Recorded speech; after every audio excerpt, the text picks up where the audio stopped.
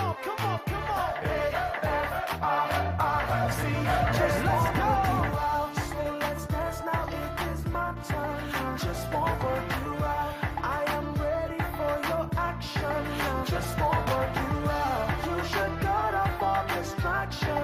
It's all on you now. And just give me some reaction. Just won't work you out. Hello, good afternoon, and a happy Democracy Day to all our Nigerian viewers. My name is Isabella Akinshere, and I'm filling in for Ebuka Obiochendu right here on Rubbin Minds. I have with me two social commentators to kick off the show, which promises to be very interesting. As you all know, we're looking at 1 year in office of the President Buhari-led administration. And I have with me Leonard Ebute and Segun Showemimo. Welcome to Rubbin Minds. Thank you, Isabella. So, 1 year so far, May 29, it's gone so quickly. I mean, I remember when they said 100 days in office that, oh, he's still on his vacation, you know, let's give him some time. And then 100 days passed, and now we have 1 year. And there's so much we're going to look at, from security to economy, because let's face it, there were some huge promises made by the APC, and now it's time to hold them to account. So let's start off with security. I mean, from Boko Haram to the headsmen killing to the Niger Delta Avengers, how has the government fared so far? Security. So there were a few issues that the government met on ground, Boko Haram being top of that agenda. There are two sets of objectives to track the government against. One is their commitments, and the other is my expectation. So if I go by my expectation, as far as Boko Haram is concerned, I think the government has come a long way. I would give them A+. Okay, so from a scale of 1 to 10 on the Boko Haram issue? Maybe a 7, 8 on my scorecard. Okay, and why 7, 8? Yeah, but so two things. One, if I start comparing them against the promises they made, I thought the promises were overly ambitious, and there was a lot of naivety in those commitments. So I'm not tracking them against that. Against that, they are a big 0, because they told us Boko Haram will be history by December. It's not. They're not history yet. And this is May 2016. Yes. Segun, do you agree with that judgment, 7 out of 10 on the issue of Boko Haram? I think basically we could say that for a nation that is made up of very young people, essentially whatever it is that they are doing in terms of bringing that particular area under control is commendable. After all, we can see the army is talking more, they're showing that they're combat ready, they are showing that they're determined, they're doing show of force, they're taking back territory.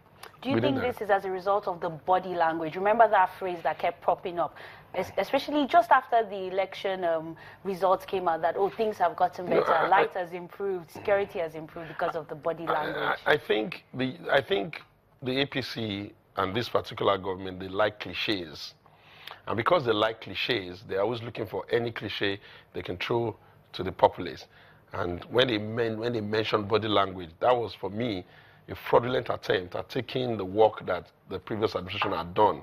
Because as at the time they were saying body language, they hadn't done anything. Yes, the former president did come out to say that they were using the same ammunition, the same weapons that he purchased during his administration. So it was like profiting at the expense of the previous administration. So they've had close to 1 year. Whatever body language or body odor that they have is now here for everybody to see. And we must say that, well, as young people, we want our country to make progress. We want our government to succeed. But essentially, we also want power to change hands.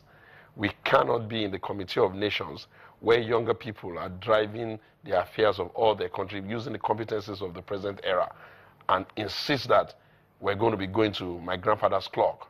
That's not working. They're not bringing anything inspirational. They're not inspiring. But still on the issue of security, yeah. You both have agreed that the government has done well in the issue of Boko Haram. But some would argue that in the place of Boko Haram has, you know, the Fulani, the headsmen, as well as the Niger Delta Avengers, like, has taken the kidnapping. place. Kidnapping. And then let's not forget the Chibok girls have still not returned. Yes, you know, in the news we had the return one of the Chibok girls, but still over 200 girls are still missing. So would you say, Leonard, that the government is failing in those other security issues? Yeah, so when we talk about security in a more general context, right, Boko Haram was the big issue when they came into government. But since they came, a lot of other balls have been dropping. Like you mentioned, the Niger Delta is burning now with the Avengers coming on board. And you hear the herdsmen have become even a much bigger threat than Boko Haram because of the spread of their activity. Unlike Boko Haram, that was largely contained within a geographical region. And you talk about kidnapping. My business is in Kogi State, and in the last 1 week, in a week, 7 people were kidnapped. 2 of them killed just between Lokoja and where we have our farm. So these are big issues, big security issues that, in my opinion, have far more reaching impact than Boko Haram, because kidnapping is happening now in places where they didn't exist. Akure is a big hub now for kidnapping. Benue State, where it had never happened, we heard of the attempt on construction workers. So there is a broader security issue that this government has to address. And the approach, which at this point is a military approach, which perhaps works for Boko Haram, has to change. Okay, so if you had to put a figure for security in general, what would that figure be? It's worse now. It's worse now. 1 to 10. That's the accumulation of all the security issues. If it was at a 5 before they came into government, generally speaking, now it would be at something like a 2. If I look at the spread and the frequency of crime, violent crime especially. Okay. Well, those are very low figures, but more to come when we come back after this break.